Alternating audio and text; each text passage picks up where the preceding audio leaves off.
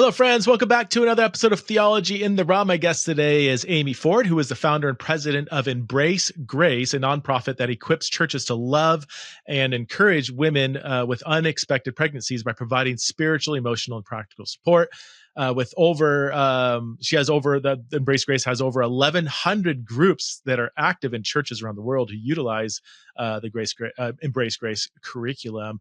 She's the author of several books, including Help Her Be Brave, Discover Your Place in the Pro-Life Movement. Amy frequently speaks nationally at churches and conferences on how the church can change the world with love. I absolutely love this conversation. I learned so much, and I just love Amy's, what I would call a very holistic approach to the pro-life movement. I think after you listen to this conversation, you'll see exactly what I mean by that. So please welcome to the show for the first time, the one and only Amy Ford. All right. Hello, Amy. How are you doing this morning? Actually, this afternoon in Texas, at least. Yes, it's good to see your face and talk to you. I'm doing good. So I told you offline that your name came up because I have a Patreon community that support the podcast, and I often go to, well, periodically I'll go to them and say, hey, are there some guests you want me to have on the podcast that that I can consider? And I did that a couple weeks ago, or probably a couple months ago, and your name came up with multiple people. So I was like, all right, let's have Amy Ford on. So that's it. I looked in your ministry. I'm like, this seems like an awesome ministry. And what I love about, from what I've seen, is it seems to be intrinsically tied to your own personal story. Why don't we begin there? Tell us about your story and how you got into being passionate about pro-life. Okay, well, I had my own unplanned story. I grew up in church, but I didn't have a relationship with the Lord. It was more of like my parents just made me go. And I found out I was pregnant at 19, and I was so scared to tell my parents. I thought they were going to hate me. I thought, the enemy lies to you, and you think of like the worst case scenarios that can possibly happen. I thought my life was over. My dreams were over. That I was bringing shame upon my family. I was the oldest of 4 kids. So I just all I could think about was the negative of what is this going to look like? And so me and the father of the baby, we both felt the same way. We were just terrified. And even though we knew abortion was wrong, we just thought, you know what, we could just have an abortion and we could just deal with the consequences of a broken heart later. And so we had convinced ourselves that that was the only way out. That was our only option.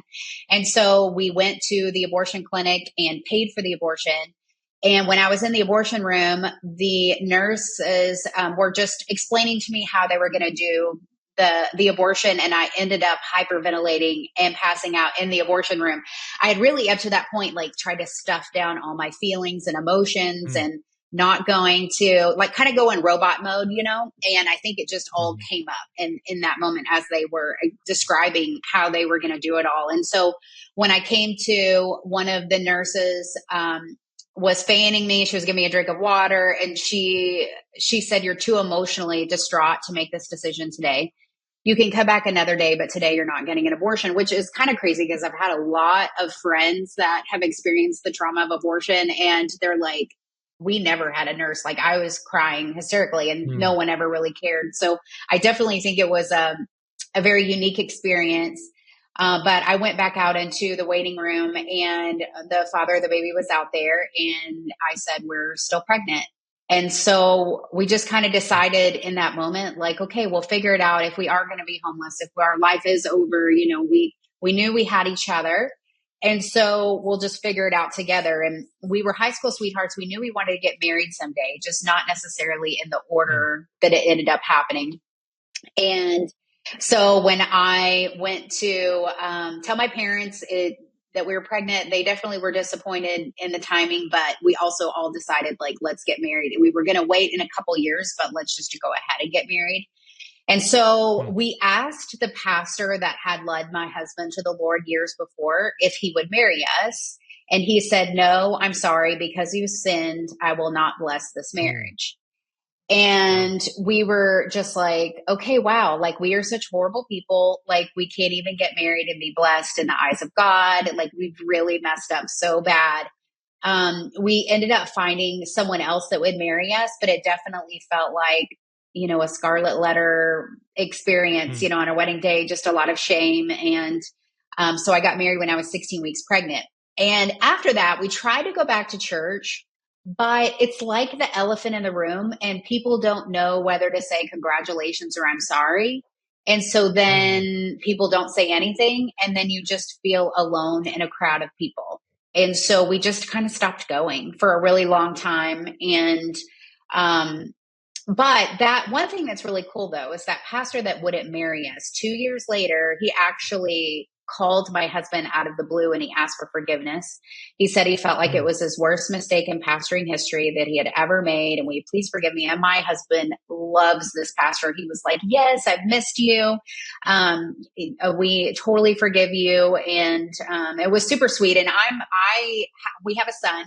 His name is Jess and he is amazing. He's actually 24 now and he's married. He went to Oral Roberts University and has a degree in theology and has an MBA. And he's like working in the pro-life movement. He's super passionate about his perspective of the story. Because when he was 13, I had my first book coming out. And so I was about to be on like Focus on the Family and James Robinson. So I hadn't told him his side of the story, how this pertains to Mm. him. And he hadn't done the math yet. And so we took him to the Cheesecake Factory and told him everything, which I have 4 kids now. Me and my baby daddy, we're still married. We've been married for 25 years. But we took that oldest one to the Cheesecake Factory, which is kind of, when you take one kid and not the rest, he's like, oh no, am I in trouble? But we That's not a told good him. thing. Right. And we told him, and Yeah. I had all my friends praying because I didn't want him to like accept it as rejection. I said, we were young kids. We didn't know what we needed, but God knew what we needed. And even though you were unplanned by us, you were planned by God. And, so we asked him afterwards, he was in 8th grade. We asked him, how does this make you feel? Tell us your thoughts and your feelings. And he's just like typical 8th grade boy. And we're like, okay, well, let us know when you're ready to talk about it. So one day, we go to Gateway Church here in Texas. And when he was 13, they had asked him to speak for 5 minutes on how you're an overcomer. They picked like 5 kids to do this. And so he was like Mm. processing what he was going to talk about. And he came into my room and he's like, Mom, I think this is what I'm going to say. And he said, I was an overcomer before I was ever even born, and that Satan had a plan to take me out, Mm. but I'm here. And so how can I use my story and how can I use my life to change people, to lead people to Christ? And I was like, that is amazing. And that he had that perspective. And when he was 16, that pastor that wouldn't marry us, he asked me to come speak at his church. So we live in the Dallas-Fort Worth area, and this pastor had now moved on to Austin, and he's a pastor in Austin, Texas. And so, which is about 4 hours away. And so he was very open with his congregation before I had gotten there, leading up to the week I was coming, about what he had done years before. He said he had a Pharisee heart and a religious spirit, and this is what I did to Mm.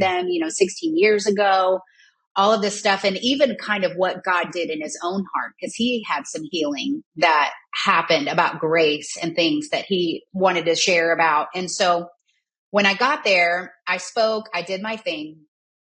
And then afterwards, he asked me and he asked my son, Jess, who was 16 at the time, to come back on the platform in front of the whole congregation. And he Wow. said, Amy, years ago, I asked your husband for forgiveness, but I never really asked you. Like, will you forgive me for what I did 16 years ago? I was like, yes, of course. I forgave you a long time ago. We love you so much, and all of that. Well, then he looked at my son, 16, in front of the whole church. And he said, will you forgive me for planting seeds of rejection in your heart before you were ever even Mm. born? And while you were in your mother's womb, I rejected you. Will you forgive me? And my son, Hallelujah. 16, in front of the whole church says, I forgive you.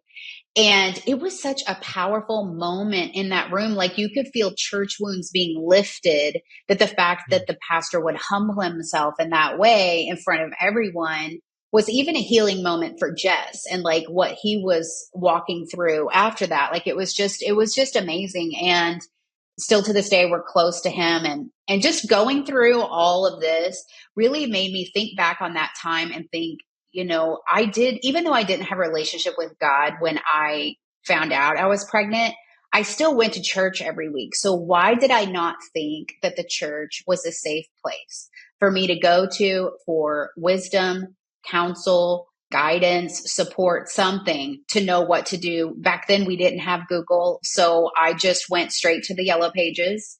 And if there's any young people that are listening and don't know what that is, it's like a big fat yellow book with It's like a printed Google, internet. printed internet, right? And LinkedIn and some paper. exactly, everything all in one. And so we just, go to abortion clinic and went straight there. And so, but like if I had known that even what pregnancy centers are, which these are all around the nation, they're donor funded, they're totally free. And there's twice as many pregnancy centers than abortion clinics.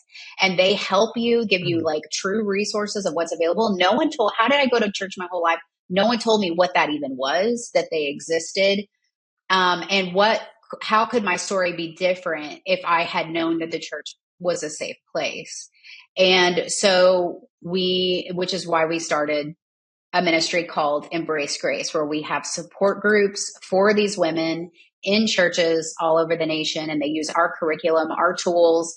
They invite these moms in. A lot of times it's the pregnancy centers that are referring the moms, their clients, to the local churches to go through. They get a baby shower, they get loved on, they hear the gospel, they find community and support. And then hopefully by the end of the 12 weeks, we're hoping they're like plugged into the church and they're a part of a spiritual family and they're raising their kids in the church.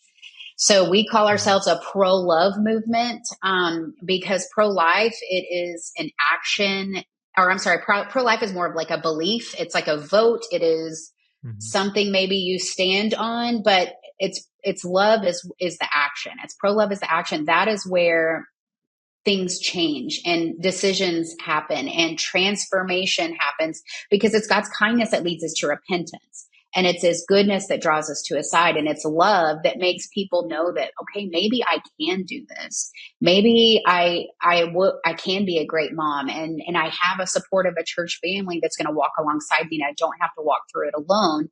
That this is how we can make abortion unthinkable with love. And so that is our ministry. We have over 1,100 support groups around the nation in all 50 states that have Embrace Grace groups. Oh my gosh, that I love. First of all, thank you for sharing your journey. That's a tearjerker to that moment of reconciliation and forgiveness and real, like, hats off to that pastor. Because when you told me the story, I was like a little bitter at him. I'm like, come on, like what do you're like pushing people towards abortion by saying I'm not going to marry you. Don't you want them to get? Isn't that kind of, even biblically? I think there's a verse, isn't there, in the Old Testament somewhere that says, if you, I don't know, maybe if you sleep together or something, you should get married. Maybe there's not. I don't know. But you guys were doing the right thing. Yeah. And you very easily could have done not the right thing. And anyway, that's amazing. If he's listening, hats off to you. That's in a world where I think Christian leaders keep getting a bad rap of being arrogant and narcissistic and power mongering. And here's one who demonstrated not that.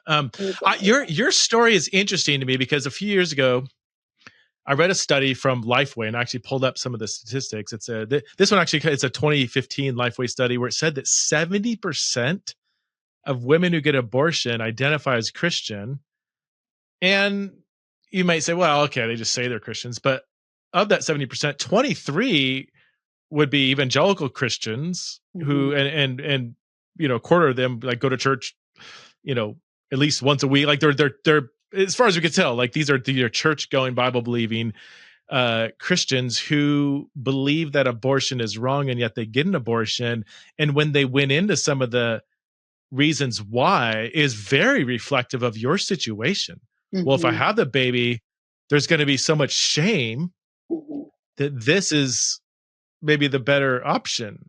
That's that adds some complexity to the social environment of why people get an abortion. I'm pro-life, you're pro-life on a moral level. To me, it's and I don't think getting an abortion is morally right, but there's social factors that go into it. They're a little more complex. Right, for sure. And the abortion rate, it pretty much is the same inside the church as it is outside. There's no difference. And it's 1 in 4 have had abortions. So 25% of our churches, Wow. a lot of times are women that have had abortions. And so a lot of Wow. times people aren't talking about it. There's a lot of shame, even in a past abortion. And I've had, every time I speak, I always have people come up to me and whisper in their ears, like, I've had an abortion, but sometimes they'll say, but God's healed me. And I'm like, well, why are you whispering then? Mm. And like, if we can tell our stories, we know that Revelation 12:11, it says, we overcome by the blood of the Lamb and the word of our testimony. Like, our stories Yeah. are healing, and we can be the person that we wish we had years ago when we made that decision, or someone made that decision in their past. And who did they need in their life when that happened? Like, did they need a support group? Did they need someone to say, I'm in this with you, you're not going to have to walk through it alone? Did they need someone to say, you can do this? Well, you can be that for someone else. And we've seen so many women become more vocal in their stories by leading Embrace Grace groups and sharing with the women, like, I've gone through this and I don't want this for you, because it was a super traumatic experience. And these women are in our pews. One time I spoke at this arena. It was a women's conference through my church gateway, and it was over 10,000 women were there, and here in Fort Worth. And they did an interview with me, and then they were done, and they were like, thank you so much for Amy for sharing. And I said, you know what? I want to say one more thing. And I said, there is 10,000 women in here. And so maybe 2,500 of you have experienced an abortion. And I just Mm. want you to know that God wants to heal you. He wants to heal your heart, that you are qualified for ministry, that you can go to him and ask for forgiveness, and he wants to heal you. And now go and be the person you wish you had in your life during that time. Who did you need? And just said like a couple of sentences, and that was all. And then Mm. afterwards, we had a booth at this conference, and afterwards we went back to the booth to work our event, and we were inundated with women. Some wouldn't say anything. They just had mascara, down their faces. And you could Mm. tell there's something that they connected with the story. And then, but I remember specifically, there were 3 women that came up to me, and they all had matching t-shirts. They were sisters, and they were doing this big women's conference weekend together. But they were holding up the woman in the middle. The woman in the middle was just bawling. And one of the Mm. sisters said she was really touched by what you said, and she wanted to come talk to you. And so I waited for her to kind of get her emotions together. And I'll never forget what she said. She looked at me and she said, you mean to tell me that God can use me? And it was like no one had told her that before. Like no one had given her permission or even talked about this topic on a ministry platform, that she Mm. always felt like she was the friend. She was the one that can't, because of a past decision that she made. I really believe if we can help talk about this more, number one, it will prevent future abortions, but also if we can help heal women that have had them in our past, free people, free people. And it will be Mm. contagious. The freedom that happens. There are great abortion healing curriculums that are out there that people can have as well. Just like Embrace Grace, you can have an abortion healing curriculum in your church. There's lots of great ones out there. I know my church, Gateway, is a multi-campus church, and they have abortion healing groups at every single campus. Like, it's very Mm. important. And women need freedom in this area, and we need to be talking about it more. And even in the movement, like, if someone would have said, I work in the pro-life movement, I would have Mhm. had no idea what that meant. Like, we didn't start Embrace Grace thinking we're starting a pro-life organization, because I had no context as to what that would mean. If I had to guess, the only thing I could come up with is that maybe that meant picketers, like outside abortion clinics, because that's the only thing the media likes to show. And it seems like it's always like one person that's like, maybe you don't want that person to be showing on it. But would have no idea. And I remember after we had started Embrace Grace, we became a nonprofit, all of that. We were at kind of a conference where it sort of was a pro-life conference, but I'd never heard of them ever. But it was over 1,000 people were there. And they said, hey, if you do this panel, we'll give you a free booth. And we were a baby organization. So we were like, sure, we'll do that. Never heard of you, but yes. And so we set up our booth, and I'm walking around and looking at all these vendors, and the vendors are pro-life organizations that are boots on the ground. And Mhm. I'm walking around, and it's like maternity homes for homeless and pregnant women. It is grants for single moms. It's it's so many great resources of organizations. And I'm like, how have I gone to church my whole life and no one ever told me that there's a whole world of resources out there to help these women? And how many other women are going and having abortions because they don't know that this exists? Like, how can we put a spotlight on all of this great stuff that's happening? And the church, we can talk about it more. It doesn't, we don't have to talk about the politics if a lot of pastors want to shy away from that, but we can talk. This is a people issue. And we Mhm. can talk about this in love and talk about the how to solutions, of how we can help as the church, because the church has all of the resources available. They have the people. Like, we keep looking at churches as a building, but it's a people, and we have the attorneys, we have the HR experts, we have people that have cars they don't want anymore. We've got all of the resources within the church. There's over 300,000 churches in America. Like, if we all were doing something with this, we could make abortion unthinkable. This is okay. I got, by the way, if you see me looking this way, it's because I'm writing notes and questions and stuff. I'm not texting my friends. That has been known to happen from time to time, but not this time. Here's where my mind goes. Obviously, and you kind of hinted at it, abortion has become so politicized, right? So politicized on all sides. And I constantly, when something becomes so politicized, I instantly get a little nervous. Like, is this the best route to go? So here's my question. And this, well, if we could, is changing abortion laws politically, is that the most effective thing we could do, or is changing the culture that fosters, like your story and many in this study, like, well, I don't want to have an unplanned pregnant, I don't want to have a kid out of wedlock, whatever, all the shame and everything, or how am I going to care? How, I'm 15 years old, and how am I going to afford this thing? Even if I did want to, even if there was no shame, like, there's so many social factors that go in. Is changing the law more effective, or is changing the culture more effective? And obviously it's a false dichotomy to say you can only pick one or the other. But if we had to choose one, I'm just curious if putting so much, it's just a genuine question. It sounds loaded, but I don't intend it to be.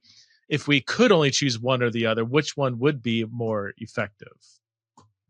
That Does that is a make sense? loaded Because question. Yes, it's definitely a loaded question. Yeah.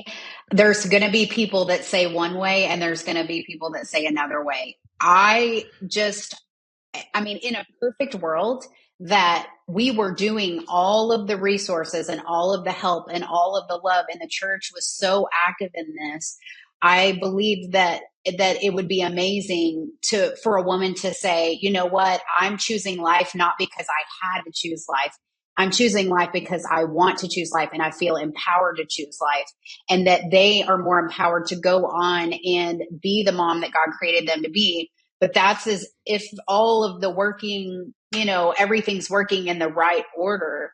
We know Roe was overturned in 2021, Mhm. and then it went to the states. And so half the states ish offer abortion, half the states don't. But even in the states that don't, they're making it easily accessible still for women. Like, I'm in Texas, women can go to another, which we don't have abortion here. Women can go to other states and Mhm. have an abortion still easily. There's all different ways that they're making it so that they can get there. And so I feel like love is the answer, but it's not Mhm. to say that what the political side isn't important too. But Mhm. I love it when a mom just has that moment of like, I can do this. And I feel like that's true feminism. Like, the world is kind of twisted feminism of like, you have to Yeah. sacrifice your child in order to achieve your dreams. Like, that's making us as women look weak. Like, we're strong. Like, we can do this. And not to sugarcoat it, like, it is hard, Yeah. especially as a single mom. Oh my gosh, it is so hard. But if we have that wraparound care of the church and doing this together, like, she can do this. And true feminism is like, you can have your baby and your dreams too. Like, you can do Mm. this. Yes, it may take a little longer. It might be a little harder, all of those things, but like, you're strong and you're a woman and you can do this. And it's all been twisted over time to something that it's not, and that's not Mhm. feminist, and it's not, you see the actresses and stuff, and they're accepting their awards, and they're Yeah. like, thank you for women's rights that I could get this award. And it's like, really? Like, you probably actually could have Yeah. done both, like, Huh. Yeah. it's just painting a certain picture. But then on the other side, on the political side, like, I've had girls actually think about getting abortions, and maybe get abortions because they're like, well, if it's legal, then it must be okay. Like, they wouldn't Mm. let me do this if it wasn't like okay, And so they'll sometimes use law as their moral compass Mm. when, so it's a both and really yeah, it's very complicated. I It makes the both and make sense. What I would say is if all you do is the political and don't change the culture, I think that's gonna be profoundly ineffective, Totally. and this is where I see a lot of the maybe some of the activists, they're just, "I'm gonna vote this direction because this guy's pro-life," whatever, they're the one issue voters or whatever. I'm like, I see value in that, but if then at your church you got a quarter of your women still have an abortion because there's the church culture has so much shame built around Mhm. unplanned pregnancies and nothing in place to help women to Right. have Then the they're just like, baby. good luck. Hope it works out for you. I mean, I still Like, to me, hear in that sounds some ineffective. churches in smaller towns where they're like still making women stand up in front of the church and confess their sin, that they're pregnant, when actually the pregnancy isn't a sin. The pregnancy is a miracle. The baby is a miracle. What Mm, they did leading up to the pregnancy, may or may not be a sin, depending on, if it was forced or if it was elective. But that is just, it's like, why is it that sin? Why is that mm, one the one that we're gonna highlight? Why not yeah. that the pastor ate too much at the buffet? Why doesn't he talk about that? Or whatever the sin might be, like, why are we just highlighting that when actually that's just contributing to the abortion rate? Like, they're girls don't want to Mm, subject themselves to that. Like, they feel like, gosh, I'd rather have an abortion and not have to deal with that, or never step foot into a church again, which I hear that all the time too. Like, there's so much church wounds. mm, And I talked to a lady, an older lady the other day. I was speaking somewhere and she came up to me and she said that years ago she had an unplanned pregnancy, and her husband wanted to get married. The pastor said the same thing: I won't marry you because you guys have sinned. And she went to a second one, then a third one, and three pastors in a row all said the same thing, that they weren't going to marry her. So the fourth one, they just decided not to tell him that they were pregnant, and he just married them. But because of that, they had been married for like 50 something years, and they had never stepped foot in a church ever. And her husband had recently passed away, like within the last 6 months, when she was telling me the story. And she said that right before he was passing, there were churches in their neighborhood that were bringing her like food and stuff, and even stuff that he saw when he was he had cancer. So like things that he saw as he was passing, like, made her think, like, is there a spiritual realm? Is God really mm, there, and all of that. And so afterwards she decided to try church, and she did, and it was such an amazing experience. But she just looks back at all of this time that was robbed because of her perspective of the church based on how they treated her, when she was pregnant.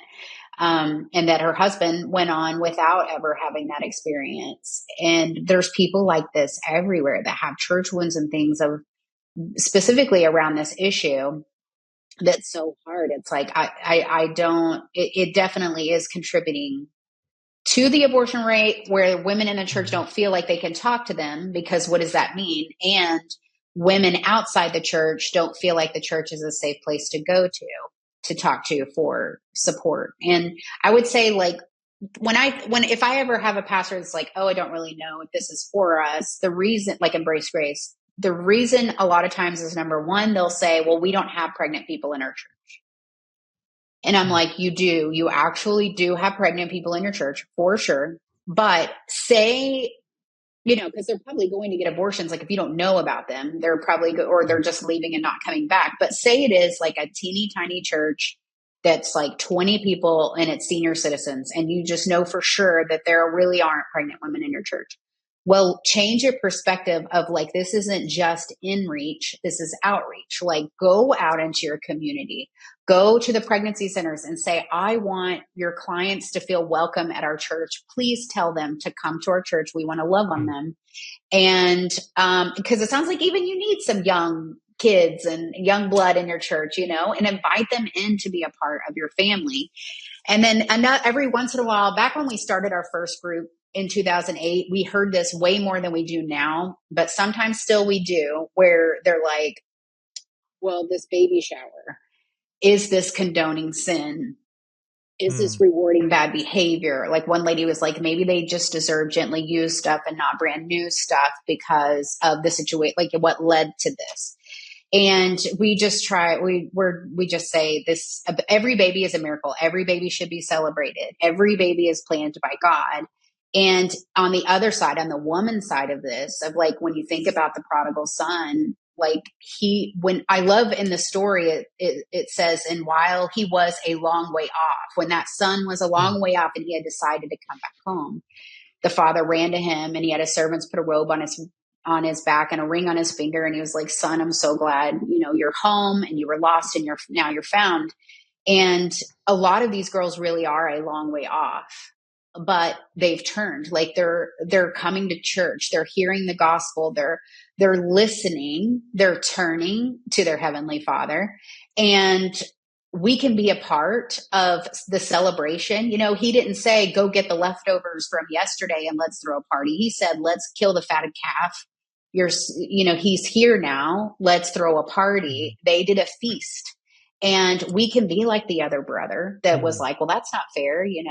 I've been the perfect Christian and you're going to go, celebrate this person over here after the decisions they've made. But the father's like, son, you have everything that you need in me. So let's go and celebrate that your brother was lost and now he's found. And so which one are we? Like, are we a part of the celebrating? Are we a part? Like, how awesome that we get to partner with God and be a part of this experience of like a cool prodigal party? Because we see even women, the night of the baby shower, choose that night to surrender their life to the Lord. Like they're so moved by a congregation that is wrapping their arms around her and buying gifts for their baby, like in the favorite color, whatever theme they want for their baby, if it's a boy or girl, if they want Western or safari, whatever it might be, like that they are getting so specific and unique in loving on her in that way and celebrating with her about this life. They want that kind of love. They want to be a part of that. They want to surrender their life to their heavenly Father. And we've seen some churches even do an altar call, at the baby showers. People get saved at them. They're bringing family members that are getting saved. It's pretty amazing because it really is. It's this kindness that leads us to repentance. It's love that does it. It's not, you shouldn't do this anymore. And that's another thing about the prodigal son. It wasn't like as soon as he got home, the dad was like, these are all the things you did wrong. You shouldn't have been with the prostitutes and you shouldn't have wasted all your money and all of this stuff. He's like, oh my gosh, you're home, and they just had a party. And it's not our job to fix people. It's our job to love people. And we can create an atmosphere where the Holy Spirit can move and transform their hearts. And so many of these girls are so hesitant to even step foot in a church because they're like, one girl said one time, I invited her, I could tell she was pregnant, started a conversation with her. And she's like, can you give me one more week? I need to stop smoking cigarettes. And I'm like, but you can come now. And she's like, well, I don't think I can if I'm doing that. I'm like, no, you can. But that is what the perspective of a lot of people of what church is. They think it's for perfect people. And they have to get perfect, I'll put that in quotes, to get there. I mean, all of us, we all can be messes at times in our life. And it's like, what are we projecting? We're projecting that we're these perfect people that go to church on Sunday. So they don't feel comfortable and they think the church is about behavior modification, when really the church is about a heart transformation, that is what we want to create an atmosphere where God can change hearts.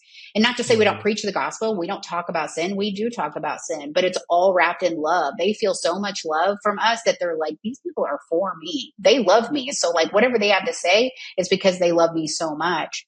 But we have to change what the perspective of the church is. Like so many times the church is known more for what they're against than what they're for. And what we are for is for love and for loving people.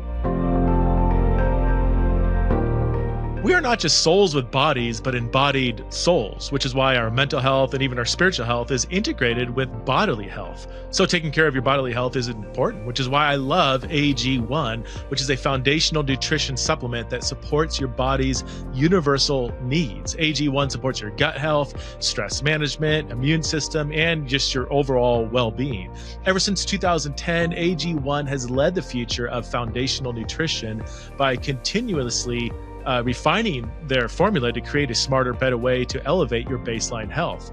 And I can personally notice the difference. I've been taking AG1 consistently for over a year and a half now, and I have noticeable sustained energy throughout the day, more mental clarity and focus, and I could live with the peace of mind that my overall health is being improved since I'm giving my body the nutrition that it needs. And even though I try to eat as healthy as I can, I travel a lot. So like, for instance, last week I was in Texas and I literally ate barbecue every single meal, not just every single day, but every single meal. I'm not even joking. I wish it was. So even I, as a healthy eater, I splurge once in a while, which is why one of the many reasons why I need to take AG1 to help boost and blast my body with all the nutrition that it needs. So if you want to take ownership of your health, it starts with AG1. Try AG1 and get a free 1-year supply of vitamin D3, K2, and 5 free AG1 travel packs. I use these all the time when I travel with your first purchase. If you just go to drinkag1.com/TITR, that's drinkag1.com/TITR. Check it out. Hey friends, the Exiles in Babylon Conference is right around the corner, April 18th through the 20th in Boise, Idaho. All the information is at theologyintheraw.com. If you do want to attend live, and I would highly recommend, if you can afford it, if you have the time to come out to Boise, Idaho, attend the conference live. Space is filling up, so you want to register ASAP. We are tackling loads of really important and very controversial topics. We're talking about deconstruction and the gospel. We're going to hear from people who have had a journey of deconstruction, tell us why they did so. We're going to hear about from women, talking about women power and abuse in the church. We're going to talk about LGBTQ people and the church. We're talking about different Christian views of politics. That should be loads of fun, if not really intense. And we just added a very important pre-conference symposium on the theology and politics of Israel-Palestine. And we're going to have different viewpoints represented, and various discussions are going to be engaged in with that really important conversation. So come to Boise. You can ask questions. You can engage the speakers, engage other people who are at the conference. It is loads of fun. It really is, I would say, the highlight of my year. So again, April 18th to the 20th, Boise, Idaho. Check out all the information at theologyintheraw.com. The fear, going back to the baby shower, the fear in that situation, unplanned pregnancy outside of marriage, that if you throw the baby shower, you're celebrating the sin. Is that the fear? Yeah. But then even before you kind of described it, it makes perfect sense to me now. I haven't really thought about the question of the baby shower. But I can only imagine that there's already oftentimes such deep shame and, reluctance to engage community. So if that community comes around and celebrates, again, the miracle, not the sin per se, that can help reverse some of that shame. I'm curious, do we know what kind of what percentage of women who get an abortion have regret? And I want to, obviously if you believe you did something morally wrong, there's probably going to be, might be 98% regret, but I'm broadly speaking, is it much more common to have regret, even outside the church, outside of religion? Because like you said, it seems to be celebrated almost in kind of the broader culture. Is that a charade? Is that a facade in your opinion? I think so. I just feel like anybody that's like actually celebrating it, I'm like, how in the world? But I don't know what the statistic is, but I will say I have a friend that runs an abortion healing ministry. And she said for the longest time, they've had women more that have had their abortions like 20 years ago that will then come around and be like, I can tell that I need healing here, and things, memories, birth dates, whatever. It's like it comes up, and I even had a therapist one time tell me that whenever someone comes in for something they're struggling with, they kind of go back and hear the backstory. And a lot of times, if there is an abortion that comes up, that therapist will say, let's start here. Tell me Okay. about this, because a lot of times they find that it is whatever they may be struggling with now is or could be linked to that. But, anyways, with this Oh. friend that has this abortion healing ministry, all of a sudden she's saying they're seeing this huge influx of young girls, and they are like, and they're very much like, they love to know the whys, why all of a sudden are we seeing young, like they just had their abortions within the last year. So they started digging into it of like, what has changed? And it is, what they found out is it's because of the pill. So during COVID, especially, Biden released the pill method of an abortion to make it easier to not have to go to like doctors' offices and things like that. And you can it's a 2 pill method. You take one, and then 24 hours later, you take the second. And you just basically have your abortion like in your home and in your bathroom, or, anything like that. If anybody's ever watched the movie Unplanned, you can kind of see that story unfold of that. It's a reenactment, but you have it in your house. And so what they're finding out is like the abortion clinics will say, this is just like, you're going to have some cramping, you're going to have it'll feel like a little bit heavier of a period. But you're going to have this in your home, and call us if you have any problems. Well, they kind of downplay when all of these women are like, I feel like I'm dying. Like, this is way worse than they said it was. And then they're seeing an influx of emergency room visits of women that are just going because they think something's wrong because it's way worse than what it was. But then they finally have their abortion in their home, in their bathroom, or whatever. They're seeing the baby, and it's completely traumatizing. And they're calling, like, what do I do with the baby? Like, do I bury it? Do I flush it? Like, what? And it's just completely messing with their minds so bad. Whereas abortions before, it's like, you don't, there's a procedure done. They may put you to sleep or whatever. You don't see the baby. But now with the pill method, you are seeing it. And it's really messing with people's minds. So these women, I mean, the good thing is they're getting healing early, but are working on that. The bad thing is that they're being lied to about what to expect, because it's never what they expected. So I thought that was super interesting that we're all of a sudden, because that came out really hardcore more in 2020 because of COVID. And so now we're kind of seeing the after effects of that, of like all of these younger women coming and trying to find healing, whether it's chat rooms or watching. There's like resources. There's lots of different healing methods. There's retreats you can go through pregnancy centers or Catholic churches or evangelical churches. There are support groups. There's things you can watch online if you're like, I'm not ready to be around people, as I go through healing. If there's things you want to watch, there's all different ways you can do it. But they're just seeing when people are registering for the different things, it's a lot more younger. So I don't know what the statistic is, but I've never heard anyone say I had an abortion and I'm so glad I did personally, like in my personal Really? interactions. Okay. I mean, I've seen things, people make comments about that, but I've never personally known anyone. And you're around, this is what you do. So, A you're around lot, tons a you have a lot of large women. pool of anecdotal. Yes. Wow.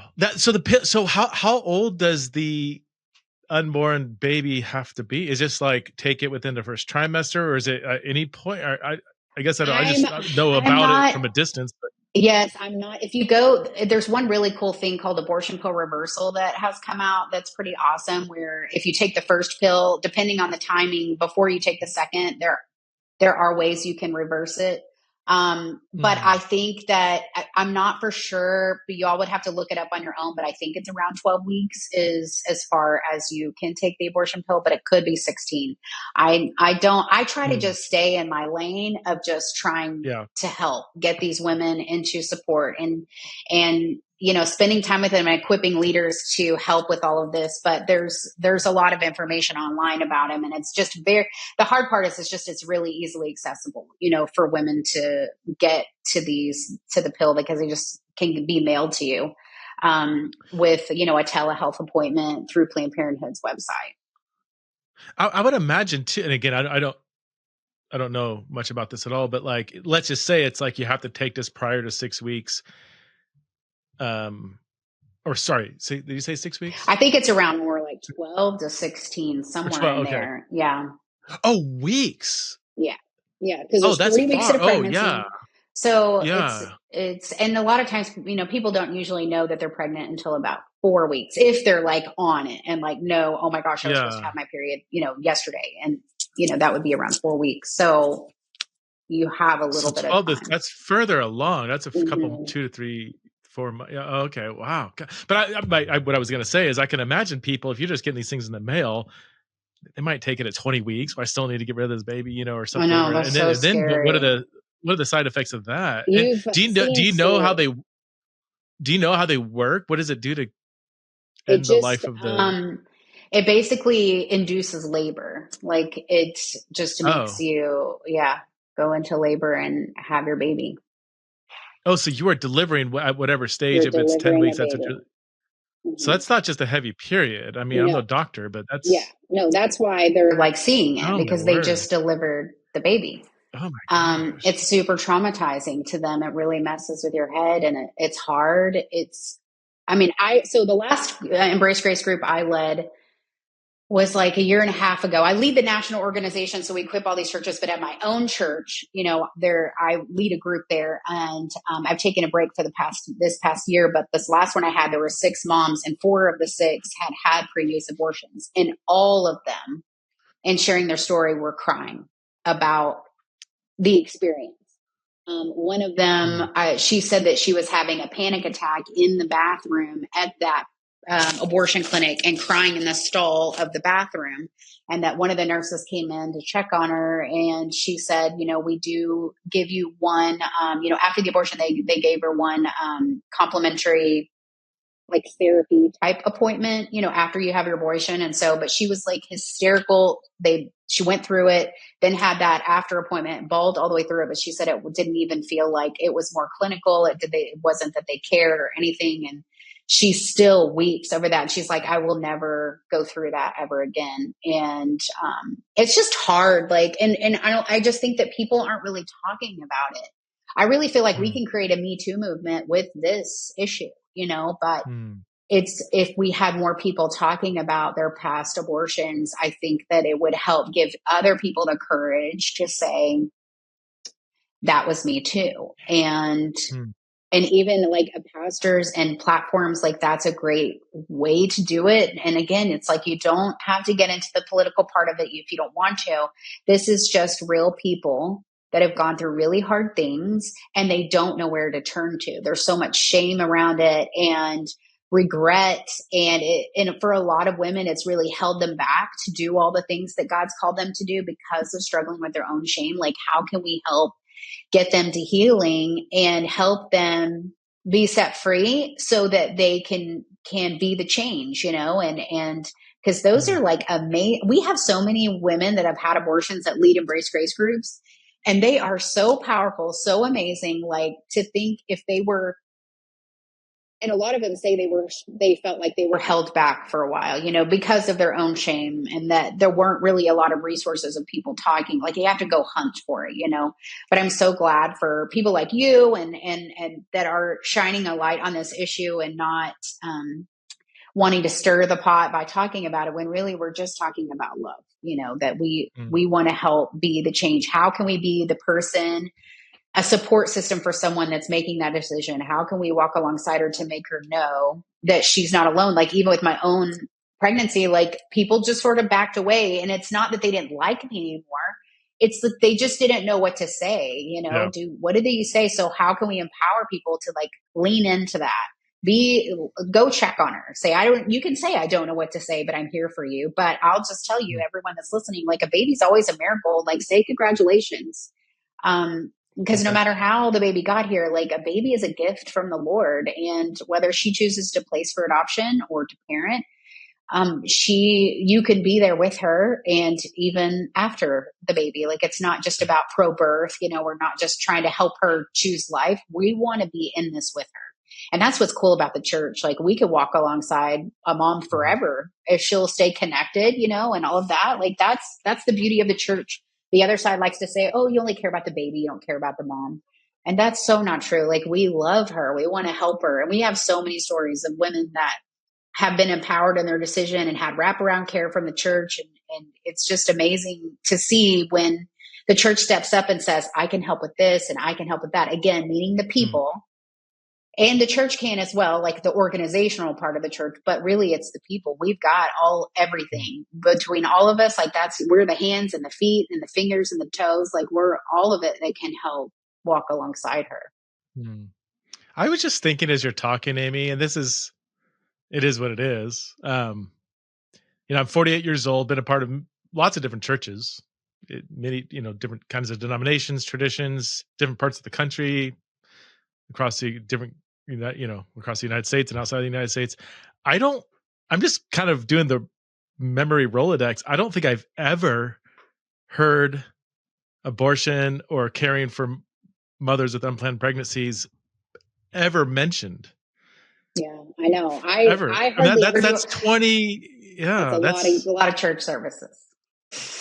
and not even or even mention like, hey, we have this program that if you Yeah. are, not even like pointing people to kind of like a minute. I could have, maybe I've missed it if I've been a part of a bigger, maybe they did have some ministry that I wasn't aware of, but I recall, I don't remember ever. But then you said 25% of the women. Yeah, right. It's a huge demographic. Well, I know Sanctity of Life Month is January, and that is because of Roe v. Wade. January 22nd was the Mm, date that that became legal back in the 70s. And so that has always been Sanctity of Life Week. So anytime I do hear pastors talk about this, it's usually on that weekend where they'll talk about this subject. okay. And it's the March for Life in DC and all of that. There's just kind of like a big rallying Okay. week around this, even though Roe's been overturned, but it's still, people still march Mhm. because it's still an issue. Yeah. Yeah. What does support look like? You've kind of mentioned it, I guess, along the way, but let's just go like embrace grace. Like, what does support look like? First step, second step, third step. Mm-hmm. So you already said, like, saying congratulations, maybe throwing a Mm-hmm. baby shower, just kind of reversing some of that shame. But what are some other steps that people can take? Also, getting her connected to pregnancy centers. And if you're not sure what that is, they are totally free and they're donor funded, and they can get a free sonogram. If you just type in Google pregnancy center in your community, Mm, there most likely will be, and get her connected to that. I love Tony Evans, who's one of my favorite pastors. He says that the pregnancy centers are the first response team and the church is the hospital. And that's so true, because like if we can link arms, we really can make abortion unthinkable in our community. So getting her connected to that, if mm, she hasn't had a sonogram or anything like that, and those pregnancy centers a lot of times know about the resources in the area. And then getting her connected to an Embrace Grace support group. And you can go to embracegrace.com and put in your zip code, and all of the groups pop up in your area, or anyone can lead a group at the church. But having that structured help and walking alongside her through that group starts, and that relationship that's being built, it starts to open your eyes to what she needs. Like, I wish there was a cookie cutter way to be like, if you do this and you do that, mm, then a woman feels empowered to choose life. When really it could be she needs a car, or her mm. job, it won't, like, she can never take off for maternity leave. They don't have maternity Yeah. leave. And so she wouldn't be able to afford that time that she would be off. Or it could be that her education is going to be interrupted. This is going to interrupt it. It's going to mess up her college, or there. I mean, it's so nuanced and so complex. Your only will know really by having a relationship with her. And so through Mm, Embrace Grace, that relationship is formed. And then you really see, like, what is this girl's need? What are her needs? And we've just seen so many women get that care. There was one girl once who, she had been trafficked. She had ran away from home when she was 18 and got stuck into a system of trafficking, and she was in it for 8 years. And she ended up, and every time she tried to leave, the people that had hired her said that, we're going to kill you, we're going to kill your family. And even at one point, she was put in jail, and the police said, if you will tell us who is the one that's hiring you, then we'll erase these charges. But the person that hired her said that if you do tell, we're going to kill you and we're going to kill your family. So she ended up getting, it was a tax evasion, a charge of felony on her record. She had to serve 13 months. But And then she ended up going right back to it. Well, finally, when she found out she was pregnant, that gave her the courage of like, I have got to get out of here. There's no way I can raise a child like in these circumstances. So she just ran away and Mm. prayed to God that they weren't going to, kill her and all of that. And she went back home. And that weekend, her mom was so happy to see her. She said she climbed back into the house through the window she climbed away out of like 8 years Mm. before. But she ended up going to church that weekend, and she was so moved by the sermon. And afterwards, she went down front for prayer, and she said, "I'm pregnant. I have no money. My credit has been destroyed by the pimps and everyone that's been hiring me. Like I have nothing to my name, and I don't know what to do." And the lady there was a woman pastor at the front. She said, "We have an Embrace Grace group. Let me get you connected." So she got connected.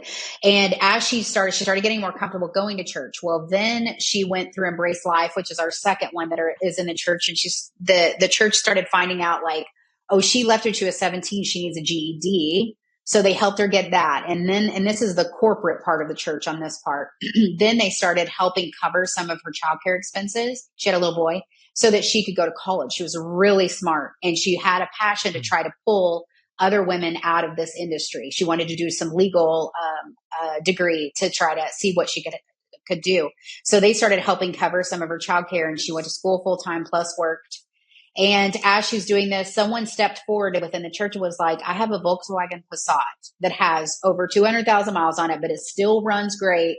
I would love to give it to a single mom." And they were like, "Oh my gosh, we've got a mom. She really needs this to go to school, and she can't get one on her own because her credit's so bad." So she was so thrilled that she had her first like asset. And so Mm. then someone came forward. She had a lot of custody, or not a custody, but issues with that felony she had. And so an attorney came up and said, "I would love to cover her expenses pro bono to help like get all of this stuff, with that." Then someone came forward and said, "This woman needs a lot of therapy because of what she's been Mm. through, some major traumas. I would love to pro bono cover her therapy and like counsel her through it." And someone was like, "I'll help with tutoring." I mean, all these people within the church started Wow. helping, like say, "I can help with this and I can help with that." Even the baby shower she got through Embrace Grace, and people bought her diapers for a long time after. And she ended up graduating college. And right after that, this is so crazy, but right when he was almost done and he had to pass the torch off to Biden, right before he was finished, he did some presidential pardons. And a lot of presidents do this, like right before they're done. Well, she got a presidential pardon. And we all just couldn't believe it. So the felony was totally off her record. Like he heard her story and put her on the list of like, this girl needs to be pardoned.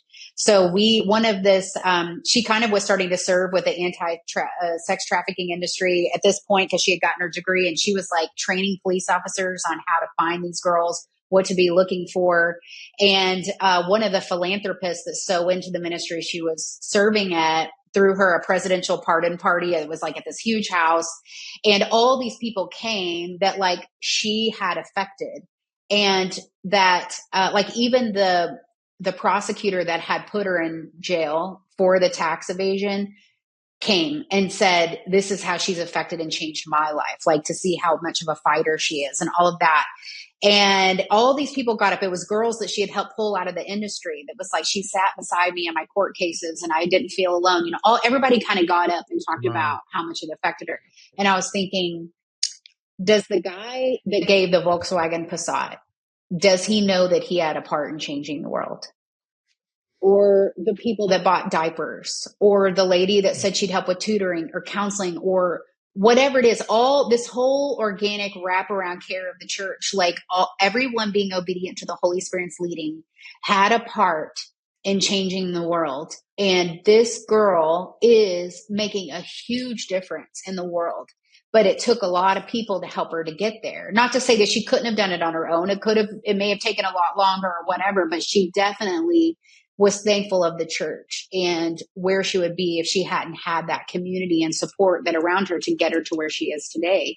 And whenever we just are all obedient to the Holy Spirit's leading to reach out and serve or do something, or paying even little things like paying for the person's groceries in front of us, or whatever Mhm. that is, it's all of us being obedient to that. That is how all of us working together will we change lives, and we Mhm. help people have hope and think, I Mhm. can do this. And there's tons of women like her that are making a huge difference, but they really are so thankful that the church had wraparound care. I talked to one girl the other day who her little boy is 5, but she said that she went, the closest Embrace Grace group was 40 minutes away.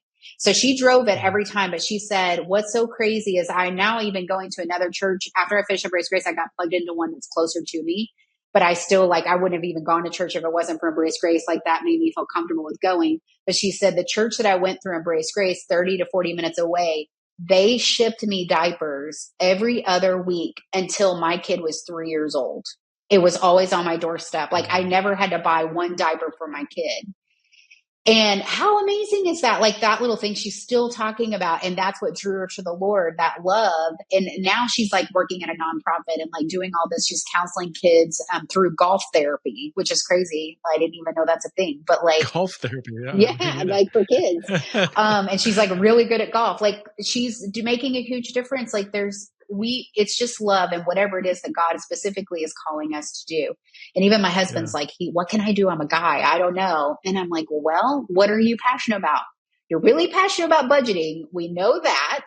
So why don't you help a single mom with budgeting? I know a mom who just got a tote the note car with it's horrible interest rate. She needs to get some help and figure out how she can undo this or do a different plan. And he sat down with her and helped her. And it was like he was thriving because that's the gift that God gave him. And he's using to give back. And so we all have something. It's not so we can, strengths and gifts and talents. It's not so we can have a better job, which that is important, but it's to do the good works that God's called us to do. So how can we use that to change lives and to give people hope and love? And we don't want to just be a clanging cymbal and talk about what we're against. We want to be love and be for what we're for. It's the church being the church, right? I mean, like you said, the Big C church has so many resources. And I would say not only gifts and talents, but willing hearts. Mm-hmm. Like if people knew that there was these girls that have the choice between abortion and having the baby, and if they had the resources around them, the psychological, spiritual, and even material resources, that they would definitely choose life. If the church knew that, tons of people would jump in and do it. So it sounds like, Embrace Grace is just bridging those two worlds together, putting people that have the resources, the desire to help, connecting them with people that have the needs and need help. And gosh, what an amazing ministry.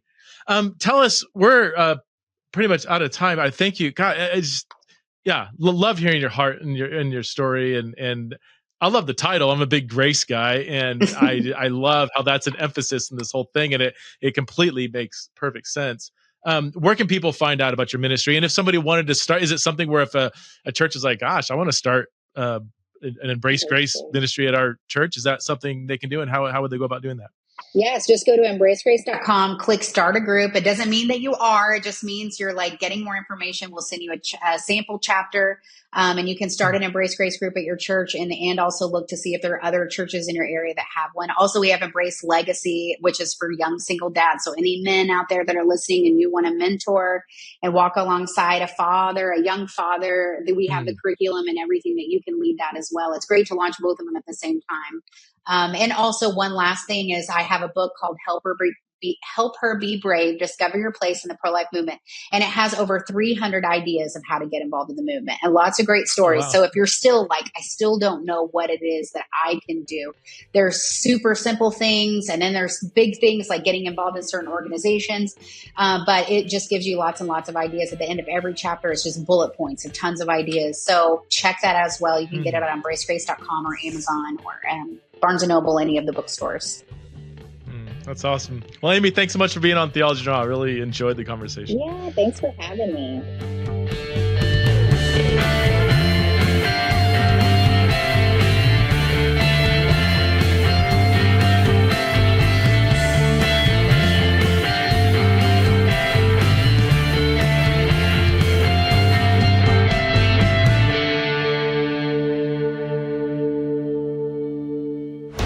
This show is part of the Converge Podcast Network.